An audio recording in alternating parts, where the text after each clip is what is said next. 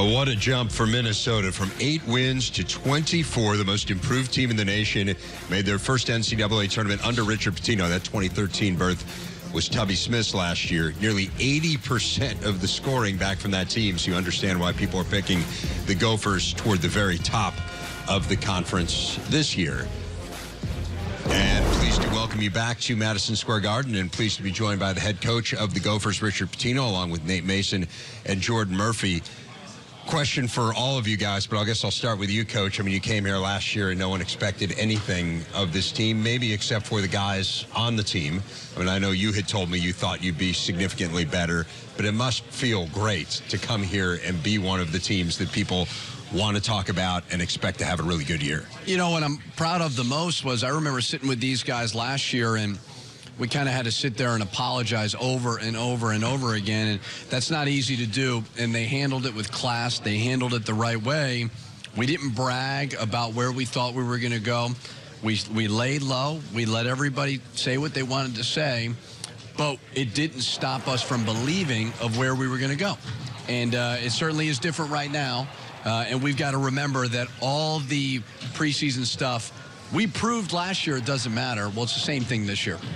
For both of you guys, was there a moment? I mean, I know internally you believed it. I mean, you and I talked about it at the end of the previous season where you said, hey, I really think this can be a better team. But was there ever a moment, and Nate, you can start, maybe Jordan, you can follow up, where you guys wondered, is this ever going to happen?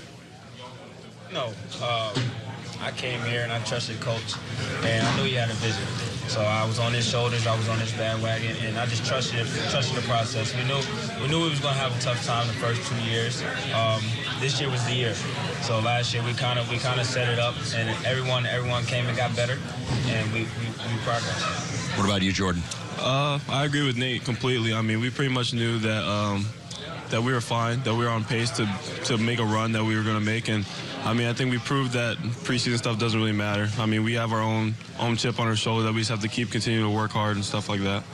So this is a different motivational challenge now. I mean, I would have to believe motivating an 8-win team is pretty easy, right? That, hey, we got to show the world what we're really about. How do you motivate a team that won 24 games, that made the NCAA tournament, and had everyone kind of patting them on the back? It's not easy to motivate an 8-win season, but I will say this. There's a manual for how to motivate a team that lost, right? You know, block out the noise. Well, that's what I'm saying. So I'm never suggesting your job's It's really nice. But I will say it's harder to handle success. Right. And these guys have got to know it's got to come from them. The reason why we won last year was they took ownership. You know, it was funny because that was the least amount of coaching I did really all year or all in my career. So if they continue to take ownership and understand what human nature is. See, sometimes people get a little bit taken aback when you bring up what is human nature. And so to teach them that, listen, everybody's going to pat you on the back, that you can't get complacent. Everybody's going to tell you you're going to be really good this year. It doesn't matter. None of it matters. Say thank you, appreciate it, and then move on and get back to work. So this group has been really, really good. I think this group's going to have no problem handling success. So do you have a new set of goals? And what are the goals for this team, Nate? Big Ten title. Big Ten title is definitely the goal, but most importantly, just come to practice every day and work. Get better each and every day. So that's how we're going about it. How about from your point of view, Murphy?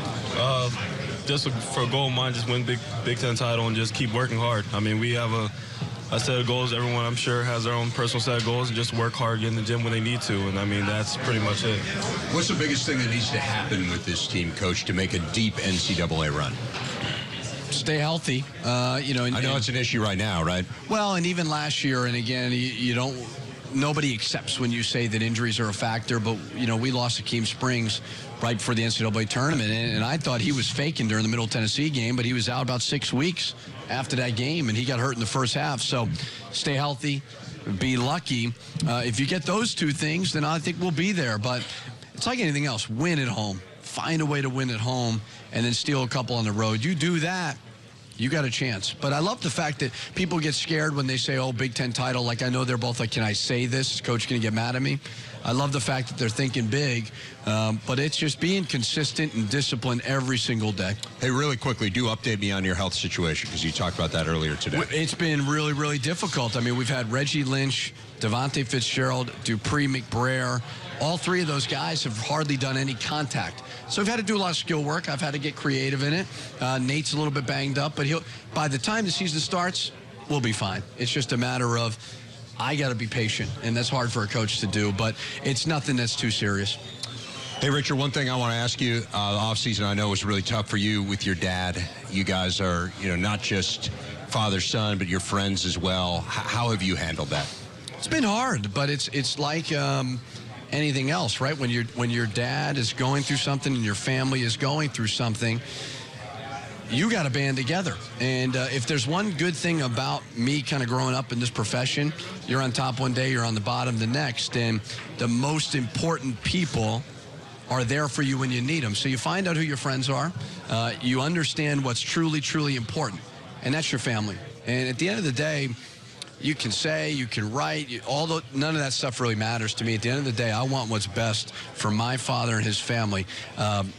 I think he's one of the best to ever do this. I know what he's all about. I have no doubt in my mind that he's about the right things. And I'm proud of him every single day, and I'll continue to be proud of him. Minnesota coach Richard Pitino, Nate Mason, Jordan Murphy. Thanks a lot, guys. Best of luck on the season.